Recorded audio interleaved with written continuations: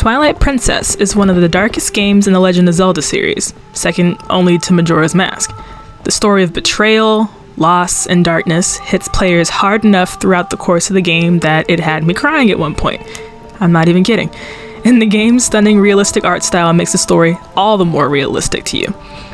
Though Twilight Princess's soundtrack ended up being synthetically composed as opposed to orchestrated, as was originally planned, several tracks shine through and augment the environment excellently. Today, we're going to take a look at what makes those tracks so exemplary. This is the best songs in Twilight Princess's original soundtrack.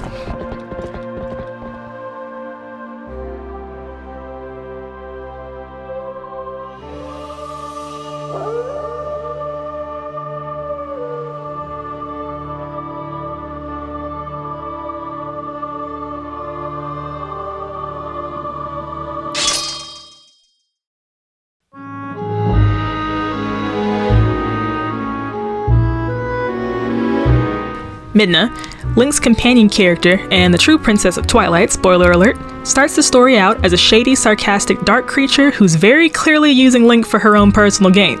From the moment she's introduced, she manipulates Link's emotions to convince him to help her and tells Link she'll only help him if he does exactly as she says. Her theme reflects this.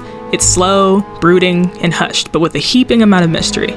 But what really likens the song to Midna's character is when it happens to be played. Her theme only plays when you first meet her in the Hyrule Castle prison. She just suddenly appears, Link immediately starts growling at her, and she laughs at his response to her presence. She even adds insult to injury by riding on Link's back without his permission. Interestingly enough, the theme doesn't play in its entirety at any point after the initial encounter with Midna. However, her leitmotif does make cameos in other tracks. This is an indication of Midna becoming less suspicious over time, though I still think she's pretty sketch if you ask me. She and Link grow closer over the course of the game, and ultimately they become good friends, but by that point there's no need for her suspicious theme anymore.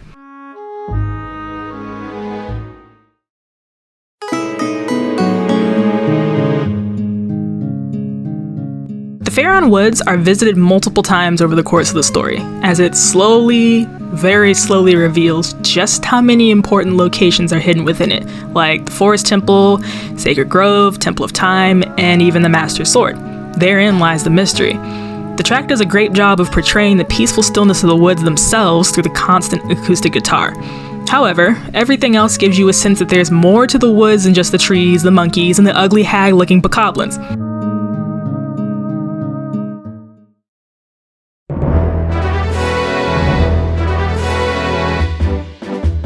Oh my god, there's so much to this track. First and foremost is the grandiosity of the song.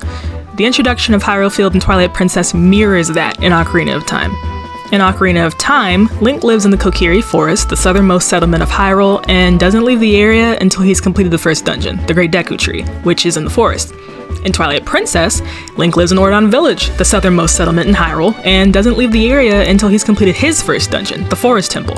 In both games, Link has never been outside the forest before, and is met with an overview of Hyrule Field to the tune of music that just sounds like a grand adventure is about to take place. Second, the Hyrule Field theme is highly dynamic in nature, having alternate versions for when Link is idle, when he's moving, when he's riding Epona, or facing an enemy. The track will switch between the versions seamlessly as you explore the vast field. And finally, the track builds in strength with each province you free from Twilight. It starts off pretty powerful when you leave FARON Woods, but by the time you've freed everything but Hyrule Castle itself, the theme is a mighty orchestrated piece that just reeks of heroism.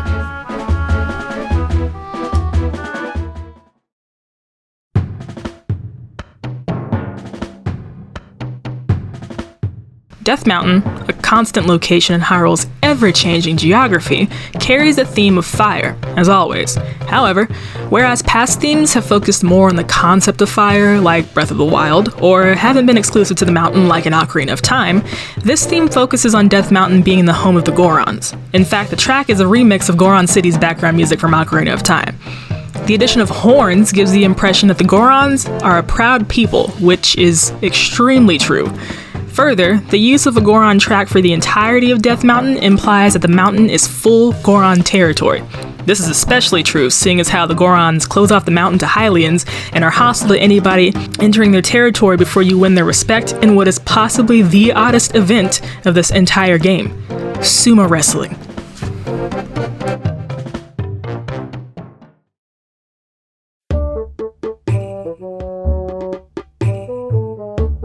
Ooh, Hyrule Castletown.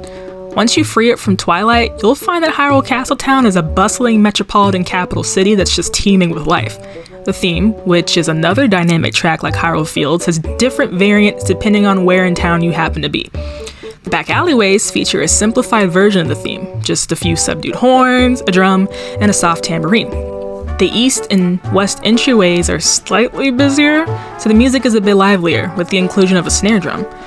The central square of town is a busy and cheerful place with people running around, a cafe with a packed patio, and a giant fountain in the middle. As such, the music increases in intensity here, adding an energetic guitar. And finally, in the northeast corner of the central square, a small group of musicians are performing their own version of the track, complete with a man singing along in an impressive operatic voice.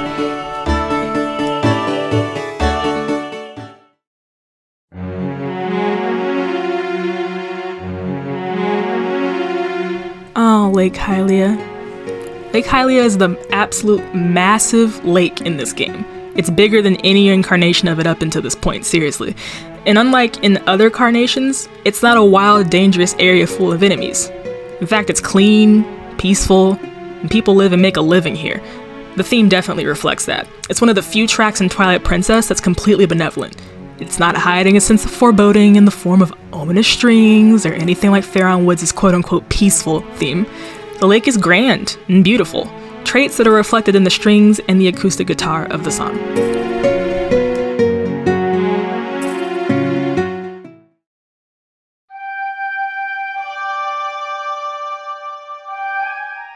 After fighting his way through an enemy-infested courtyard, Link steps into the interior of Hyrule Castle, which is impeccably clean and oddly quiet, save for the theme. Sure, there are definitely enemies in the castle, but with the exception of the ambush that greets you right inside of the door, they're all spread out and seemingly waiting for Link. And the theme does nothing to quell that feeling that you're being waited on, because for a final dungeon, the theme is rather tame. That is, until you start getting close to the end.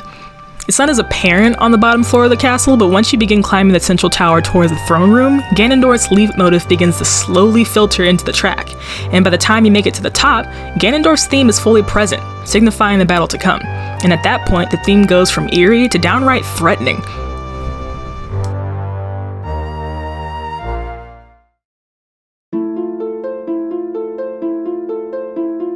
The Sacred Grove is one of those hidden wonders Link uncovers in the FARON Woods. The first 2 times Link enters, he has to make his way through a maze of sorts, following a freaky version of the Skull Kid, who sicks even freakier puppets on you at regular intervals. Right off the bat, you recognize that it's a serene, harp version of Soraya's song, and it's a very respectful remix with the sound of wind rustling in the trees. This makes it misleading at first. Remember how I said Skull Kid and his puppets are freaky?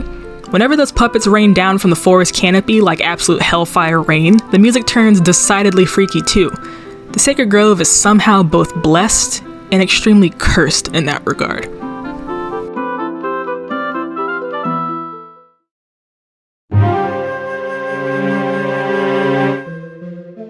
SNOWPEAK Ruins, the game's resident ice dungeon, is an abandoned mansion at the top of the perpetually snowy SNOWPEAK Mountain. It's large, it's dark, and crawling with freakish creatures of the ice and snow. Oh yeah, and a Yeti couple lives there too, whatever. For most of the dungeon, the track is rather simple, with the addition of a triangle to drive home that yes, it's cold as all hell in here, and abandoned, which is a great way to sum up the dungeon. Cold as all hell, and abandoned. But back to those Yetis. Yetta and Yeto are 2 abominable snow people who love each other dearly. They're also friendly, which is made abundantly clear by the change in the music when you're in the parlor or the kitchen, the only 2 rooms they inhabit. They've more or less made it their home, and the music illustrates that by sounding more like you're in someone's house, and less like you're about to get impaled to death by a chofos that spotted you before you spotted it. I hate this dungeon.